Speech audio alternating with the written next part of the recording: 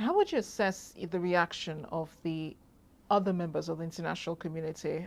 For example, President Barack Obama of the United States did promise during the African Leaders Summit that he would be sending in experts to help West Africa um, um, cope with Ebola virus disease and to help curb its spread and so on. And then just yesterday, he promised to send 3,000 troops to Liberia. How would you assess other countries in the international community responding to Africa's health, West Africa's health crisis? Well, it's no more than 6 months that we are present with, I mean, those who are really, as I said, treating the patients in the Liberian health structures are people from those NGOs and the Red Cross that are funded by the European Union. I heard yesterday the decision of the US to send a military medical team of 3,000 people. I'm sure that in the coming days they will be there with mobile hospitals. That's the only way to do it. But I would say the American authorities have been quite active in responding to the disease, and they have worked. You have seen them in Nigeria. The CDC, the Center for Disease Control of Atlanta, they are doing a great job in Lagos. They are in Port Harcourt as well. Of course, it's the prevention component of the disease, but they are quite present. And I can assure you that in Liberia, they have been quite active, also in Sierra Leone. Nigeria is preparing for elections, general elections in February next year. We know that the EU has been supportive of Nigeria's elections, sending in observers and so on. But is that still the same kind of support that we will be receiving from the EU next year? Well, there are a few principles regarding the whole electoral process that we have already expressed in our political dialogue with the political stakeholders at government level, at the opposition, at federal level, in the states. We have made very clear, when I say we, I mean the European Union and our member states, we have agreed a common messaging on basic principles. And the first one is certainly one should not use violence, neither in terms of, organizing violence in the polling, nor responding violently against any kind of other form of violence. We really, it's not a good excuse to say I was violent, yes, but it was an answer to the violence of the other. No, it's not an excuse. It's not an explanation to resort to violence. There is also the question of the security forces. We insist that the security forces should certainly refrain from exerting any kind of extreme violence. The use of violence must be really strictly controlled and monitored, and also the use of security forces by one camp or another should really be carefully monitored, and we will be looking at the way the security forces will be behaving. You mentioned our observers. Not only are we going to send international observers, but we are also going to support local observers. So we firmly believe that local observation is always better than international or external observation. Well, you mentioned not using violence, not responding to violence with violence.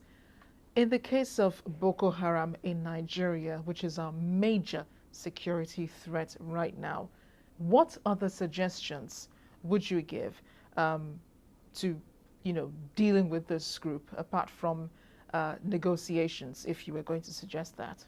The answer to Boko Haram must be twofold. You need a military response, and you need a security response to Boko Haram, for sure. In particular in the short term, and as a direct response to, because when I said one should not use violence against violence, I mean illegal violence.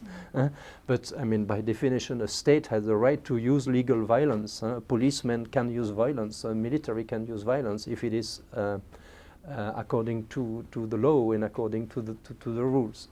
So we need some kind of military response, and that's the responsibility of the army to perform this response and other security forces. That's point number one. But in parallel, you need to address the root causes of this insurgency.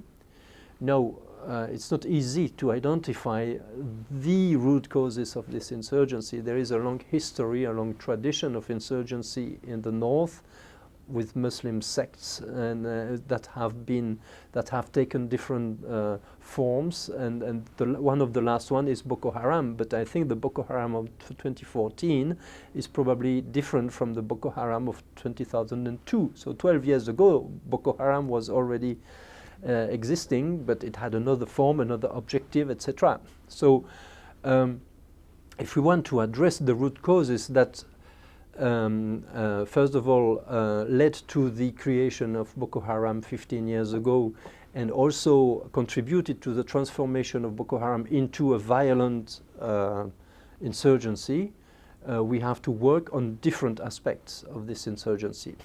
The poverty in the region, the illiteracy, the demography, and the political use or abuse of at local level, the regional aspects, what is coming from Cameroon, from Chad, from Nigeria, what are the links. So, I mean, it's what we need is certainly a comprehensive approach of all those aspects. And it does seem like all of the attention has now shifted, you know, to the IS militants in Iraq. We're seeing coalitions between many countries in Europe and the United States and the Arab countries, and yet we haven't seen such support for Nigeria concerning Boko Haram. First of all, the links between Boko Haram and the international terrorist groups is not firmly established. We have seen some similarities. We have seen probably some cooperation between, but more on a punctual basis rather than on a structural basis. So we are not fully convinced that there are clear links between Boko Haram and, I would say, ideological links or chains of command linking Boko Haram with IS or with Boko Haram or with Al-Shabaab or with Al-Qaeda. What is true is that they are using the same kind of language. And of course, the globalized communication make that Boko Haram, they are also watching the television, they are also seeing IS raising the flag, and they are using the same ideology, they are using the same way of making, I mean, symbolic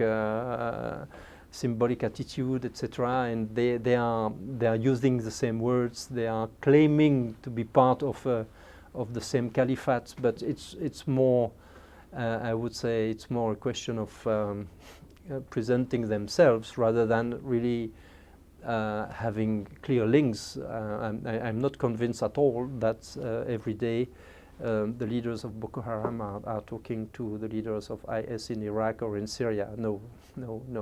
The UN General Assembly begins this week, and some African leaders will be given the opportunity to address the assembly.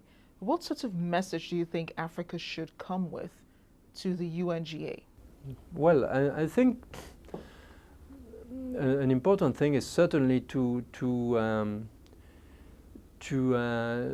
make the point that African leaders are leaders with equal rights and obligations. So you know the principle of the United Nations is one country, one vote.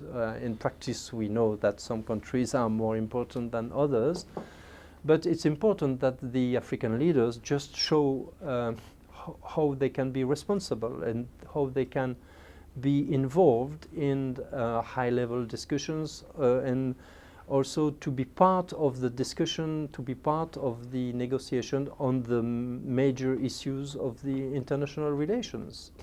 So the main argument would be to explain that Africa is part of the world. Africa is globalized like the rest of the world. We Africans, we are equal partners, and we understand that we are equal partners. Also, as a consequence, we have equal rights and equal obligations. Ambassador Aarion, thank you so much for speaking with us. Thank you very much indeed. finally, heads of state and other leaders from around the world on Sunday met with the UN Secretary General, Mr. Ban Ki-moon, to prepare ground for discussions of the 172 items on the UN General Assembly agenda, which holds this week. The UN has been holding high-level meetings since last Tuesday, but high-level meetings begin this week with 120 leaders expected to participate at the UN General Assembly. As expected, there are a myriad of issues on the table for discussion at the meeting in New York. Leaders have identified the threat of IS militants in Iraq and Syria as topmost on the agenda, with the Ebola virus raging through the continent. Last week, during a Security Council meeting on Ebola, the United Nations said it will create a special mission to combat the disease, deploying staff in the worst affected states, which are Liberia, Guinea and Sierra Leone. The 15-member council unanimously adopted a US-drafted resolution calling on states to lift general travel and border restrictions imposed as a result of the Ebola outbreak, and that contributes to the further isolation of the affected countries and undermine their efforts to respond. The discussion on the Islamic State crisis in Iraq would most likely be a continuation of the one that held on Friday by the United Nations Security Council. Iran's supreme leader said he had rejected an offer by the US for talks on fighting the militants. US Secretary of State John Kerry has scheduled talks with Iran's Minister of Foreign Affairs Javad Zarif on the sidelines of the UNGA. Already 40 nations, including the United States, have pledged to help a coalition against Islamic State. Meanwhile, Sunday witnessed what could be described as the biggest protest on climate change in as much as 5 years in New York City.